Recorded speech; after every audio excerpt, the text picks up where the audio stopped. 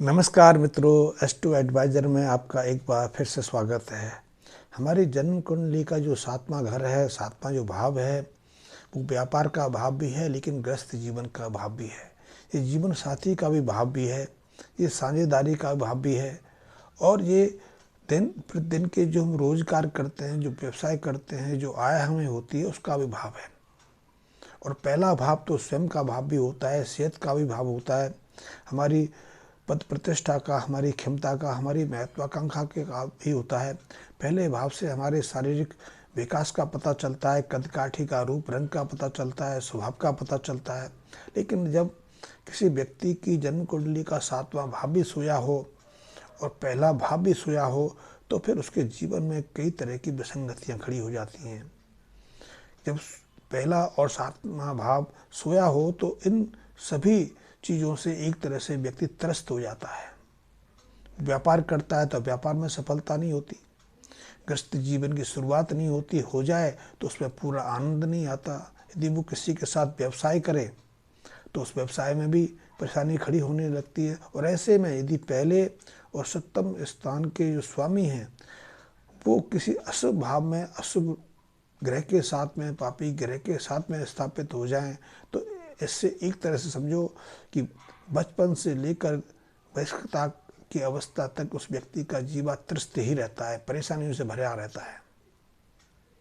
7वां स्थान ग्रस्त का भी है। यदि 7वां स्थान सोया हुआ है तो वैवाहिक कार्य आगे नहीं बढ़ पाता।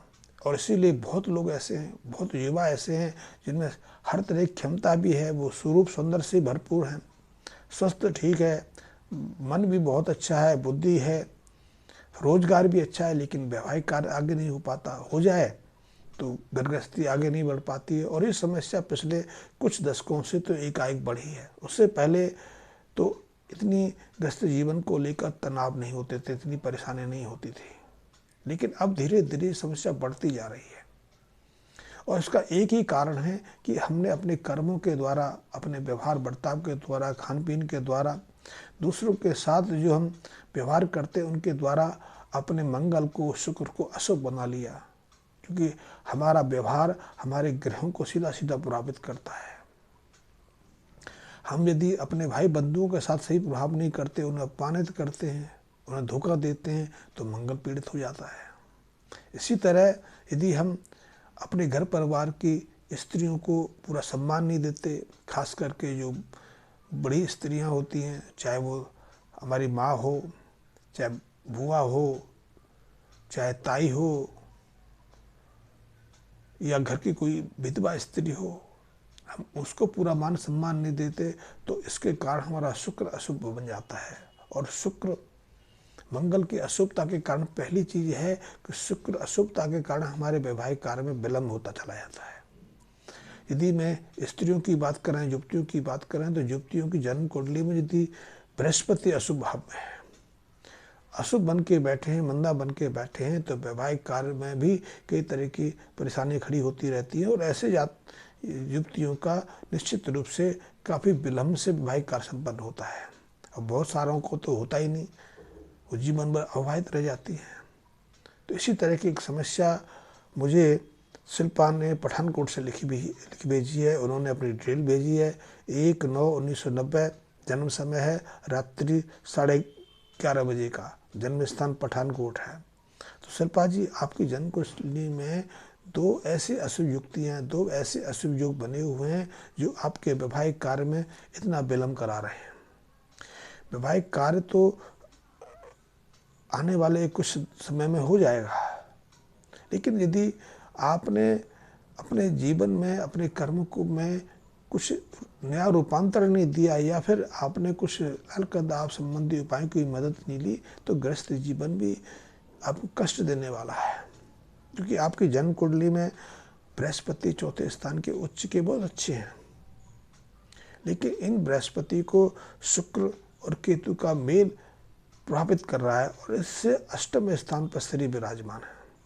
शनि जब 8वें स्थान से बृहस्पति को टक्कर देते हैं, तो बृहस्पति की अशुभता, उच्चता ज़्यादा प्रभावी नहीं हो पाती, जीवन में वो प्रभाव नहीं दिखा पाता जो दिखाना चाहिए। साथ ही आपकी जन्म कुंडली में सप्तम स्थान और पहला स्थान दोनों ही सोए हुए हैं। आप 32 साल के हो गए लेकिन अभी तक ना तो आपका वैवाहिक कार्य हुआ, ना आप सरकारी सेवा में, मुझे लगता है कि आप सरकारी नौकरी नहीं करते, क्योंकि यदि पहले स्थान सोया हो और ऐसा व्यक्ति सरकारी सेवा में चला जाए या पुलिस सेवा में चला जाए तो उसका पहला जो भाव है जागृत हो जाता है और पहले भाव के जो प्रभाव है मिलने लगते हैं। या फिर सप्तम स्थान जागृत हो जाए, वैवाहिक कार्य हो जाए तो उसकी ज़रूरतें आवश्यकताएं पूर्ण होती रहती हैं, वो अपने जीवन में आगे बढ़ता रहता है, उसको पद प्रतिष्ठा भी मिलती है, धन धन धन के स्रोत भी खुल जाते हैं। लेकिन ना तो आपका पहला स्थान जागृत हुआ है, ना सप्तम स्थान जागृत हुआ है। साथ ही आपके चौथे स्थान पर शुक्र के साथ केतु और उनके साथ बृहस्पति विराजमान है। भाग्य स्थान में शनि विराजमान है।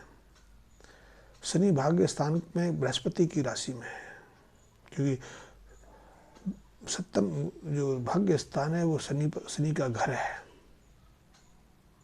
तो ऐसे में जब तक आप लाल किताब संबंधी कुछ उपाय की मदद नहीं लेती तब तक आपके भाग्य में बदलाव की संभावनाएं थोड़ी शांत रहेंगी, न्यूनतम रहेंगी। तो सबसे पहले वैवाहिक कार्य आपका सुगमतापूर्वक हो जाए तो उसके लिए आप सप्तम स्थान को जागृत करने के लिए, सप्तम स्थान को सक्रिय करने के लिए सबसे पहले आप गेहूं और बाजरा लेकर, यदि संभव हो पाए तो अपने वजन के बराबर या अपने वजन के 10वें अंश के बराबर उन्हें जल प्रभावित कर दें। यदि आप जल प्रभावित नहीं कर सकती तो उसको किसी सुनसान वीरान स्थान पर फेंकवा दें ताकि उसे पशु पक्षी खा सकें।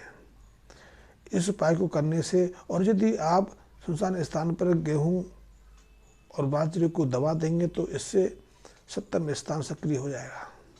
सप्तम स्थान सक्रिय होने से आपका जीवन आगे बढ़ पाएगा।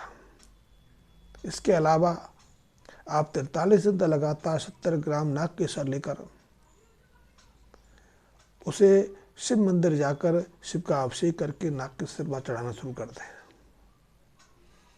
इससे भी सप्तम स्थान की सक्रियता आएगी। वैवाहिक कार्य का जो मांगलिक कार्य है वो आगे, उसकी कार्रवाई आगे बढ़ पाएगी।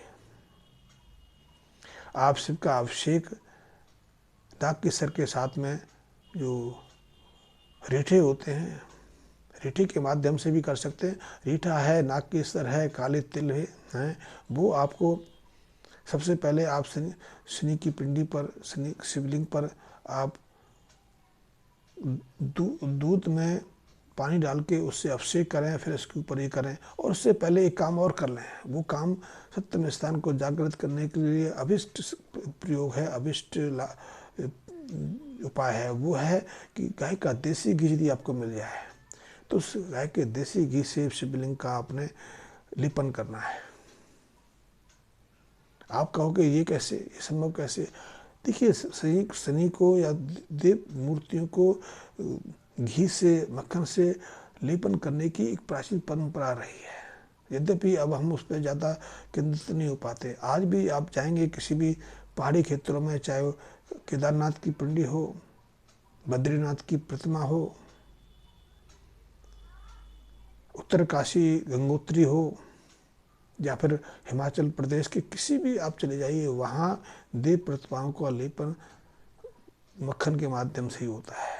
और उस मक्खन को हिमाचल प्रदेश में तो मकर संक्रांति के दिन पर अलग किया जाता है, लेकिन इन चौथे 4 धारों में तो जब अक्षय तृतीया हो जाती तब उसको हटाया जाता है।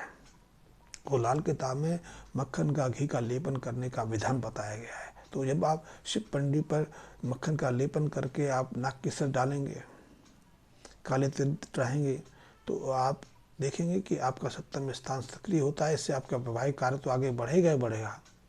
आपके व्यापार में, आपकी नौकरी व्यवसाय में भी इससे लाभ होगा। आपको दूसरे मित्रों के साथ में, दूसरे सहयोग के साथ में सामंजस्य स्थापन करने में भी मदद मिलेगी। इससे आपके जीवन में एक तरह से बहुत बड़ा रूपांतरण हो जाएगा।